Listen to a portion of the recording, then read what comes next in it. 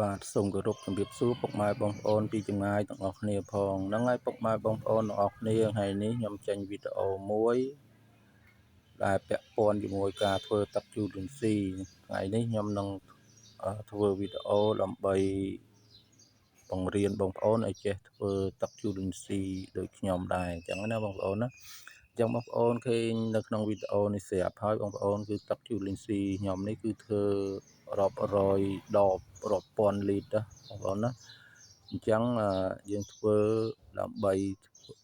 ប្រើជាប្រយោជន៍បានច្រើនមិនថាដំណាំមិនថាចិញ្ចឹមសត្វទឹកសត្វគោកហើយដំណាំគ្រប់មុខយើងអាចប្រើបានទាំងអស់បងប្អូនណាអញ្ចឹងវាមានអត្ថប្រយោជន៍ច្រើនអញ្ចឹងចូលមកដល់របៀបធ្វើរបស់យើងបងប្អូនគឺត្រូវមានទឹក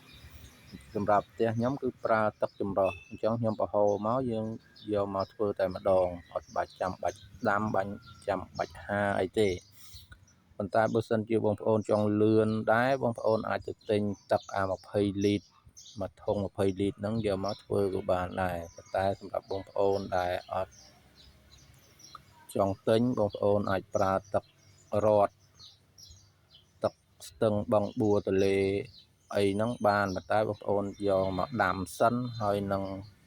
បើមិនដាំទេបងប្អូនយកមកដាក់ហាលថ្ងៃរយៈពេលប្រហែលជា2អាទិត្យទើបយកមកធ្វើបាន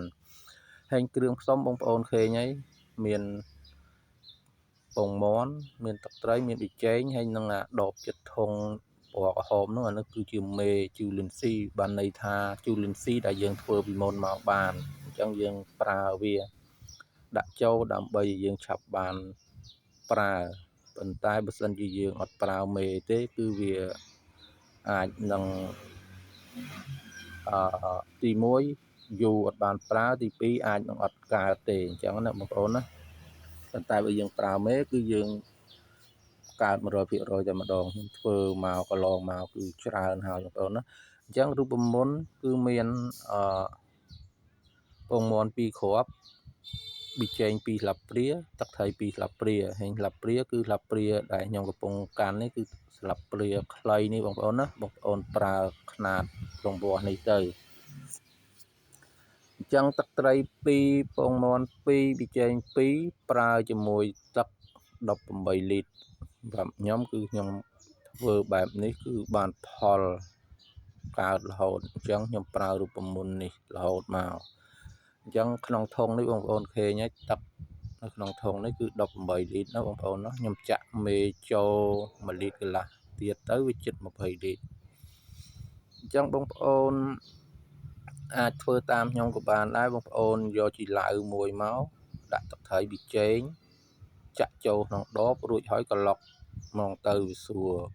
ឃើញបងយើងពីមុនមកគឺគាត់យកស្លាបព្រាវាយនៅក្នុងចានអញ្ចឹងសំខាន់យើងធ្វើមិនក៏បានដែរឲ្យទៅស្រួលអញ្ចឹងសម្រាប់ខ្ញុំគឺខ្ញុំយកមកក្លុកវាមកមើលថាវាលាយសពចូលគ្នាយើងចាក់ចូលធុងតែម្ដងទៅអញ្ចឹងឃើញបងយើងកាលមុនគាត់យកមេហ្នឹងដែលវាយហើយហ្នឹងគឺយកមកស្លាបព្រាដែលខ្ញុំបង្ហាញមិញចាក់ចូលក្នុងដបដែលមានទឹក1លីត្រកន្លះប៉ុន្តែធ្វើអញ្ចឹងវាដូចរៀងមើលទៅដូចអត់សូវស្រួលធ្វើដូចខ្ញុំចេះវាស្រួលបងប្អូនវាសប់ល្អតែម្ដងណាបងប្អូនណាអញ្ចឹងបើសិនជាយើងយកមកស្ព្រាដួសដាក់ចូលដបទៅវាអាចនឹងដបខ្លះលើសដបខ្លះវាស្ទើរវាខ្វះអីចឹងទៅប៉ុន្តែបើយើងធ្វើដូចខ្ញុំនេះគឺវាសប់ចូលទាំងអស់តែម្ដងអញ្ចឹងយើងចាក់មេចាក់អីចូលហើយយើងកូរឲ្យសប់ហើយយើងជ្រក់ចូលដបនេះមកបងប្អូនណាហើយបងប្អូននេះពេលដែលយើងធ្វើវាមានពពុះនិយាយបងប្អូនច្បាច់ពពុះនឹងអស់មកហើយនឹងទុកកុំឲ្យវាពេញពេកបងប្អូនទុកប្រហែល2ថ្នាំងដៃមក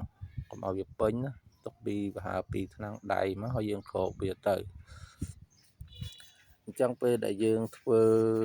ជ្រក់ចូលដបហើយយើងដាក់ហាលថ្ងៃឲ្យត្រូវថ្ងៃកន្លែងណាដែលត្រូវថ្ងៃល្អបងប្អូនណាមិនឆាប់កើត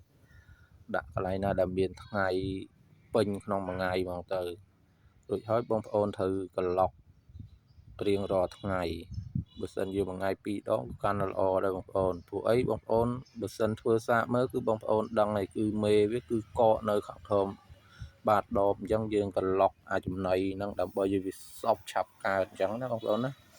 អញ្ចឹងខ្ញុំបានធ្វើរួចហើយបានចំនួនប៉ុណ្ណឹងណាបងប្អូនណាអញ្ចឹងយើងធ្វើហើយយើងយកមកប្រើដូចជានៅក្នុងវីដេអូនេះបងប្អូនមានត្រូវមានចេកមានពោតស្វាយល្ហុងប្រើបានគ្រប់មុខតែម្ដងបងប្អូនណាជាពិសេសល្ហុងពុកខ្ញុំគាត់ប្រើផ្ទាល់គឺល្ហុងយើងនឹងគឺផ្អែមមុតល្អតែម្ដងជាពិសេសដូចជាល្ហុងបងប្អូនល្ហុងបន្លែទុំអត់ផ្អែមណាប៉ុន្តែពុកខ្ញុំគាត់យកទឹកនេះទៅប្រើគឺល្ហុងបន្លែក៏ផ្អែមដែរហ្នឹងហើយបងប្អូនហើយសម្រាប់សត្វទឹកយើងប្រើទៅលើការចិញ្ចឹមត្រីចិញ្ចឹមបង្កងចិញ្ចឹមកធាយអីបានបាញ់ចូលទៅក្នុងចាក់ចូលទៅក្នុងស្រះឬទៅក្នុងអាងយើងទៅធ្វើឲ្យទឹកយើងនឹងវាស្អាតមិនងាយស្អុយមិនងាយខូចទឹកយើងនឹងមានអុកស៊ីហ្សែនល្អសម្រាប់សត្វចិញ្ចឹមយើងវាមានសុខភាពល្អណាបងប្អូនណាហើយសម្រាប់សត្វគោកមានដូចជាមាន់ទាគោក្របីជ្រូកបានទាំងអស់បងប្អូនដាក់ឲ្យវាផឹកទៅហើយមួយអាទិត្យអីយើងអាចនឹងលាយវាបាញ់ត្រង់នឹងម្ដងទៅដើម្បីទី1កម្ចាត់បាក់តេរីមេរោគទី2យើងយកវាផឹកដើម្បីឲ្យសត្វចិញ្ចឹមយើងហ្នឹងវាមានសុខភាពល្អមិនងាយឈឺទេហើយនឹងដូចជាត្រង់អីយើងបាញ់ចូលទៅដើម្បីកុំឲ្យវាស្អុយណាបងប្អូនណាដូចជ្រុងជ្រូកជ្រុងមាន់អីចឹងជ្រុងទាហ្នឹងយើងបាញ់កុំឲ្យវាស្អុយហើយសម្រាប់ស្រះគឺបងប្អូនឃើញក្បាលវីដេអូមិញនេះគឺឃើញខ្ញុំប្រើទាំងធុងតែម្ដងបាញ់ចូលដើម្បីឲ្យទឹកយើងនឹងមានអុកស៊ីហ្សែននិងទឹកយើងពណ៌ស្អាតអត់ឡើងស្លែឡើងអីចឹងណាបងប្អូនណាហ្នឹងហើយបងប្អូនវីដេអូខ្ញុំក៏ដូចមានតែប៉ុណ្្នឹងដែរបងប្អូនណាអញ្ចឹងបើសិនជាបងប្អូនថាវាមានប្រយោជន៍សូមបងប្អូនជួយ like ជួយ share ម្នាក់មួយផងដើម្បីឲ្យបងប្អូនយើងផ្សេងគាត់បានមើលឃើញចេះធ្វើគ្រប់គ្នាដើម្បីជាប្រយោជន៍ហ្នឹងហើយអញ្ចឹងសូមអរគុណបងប្អូនធ្វើតែប៉ុណ្ណេះសូមអរគុណសូមជម្រាបលាបងប្អូន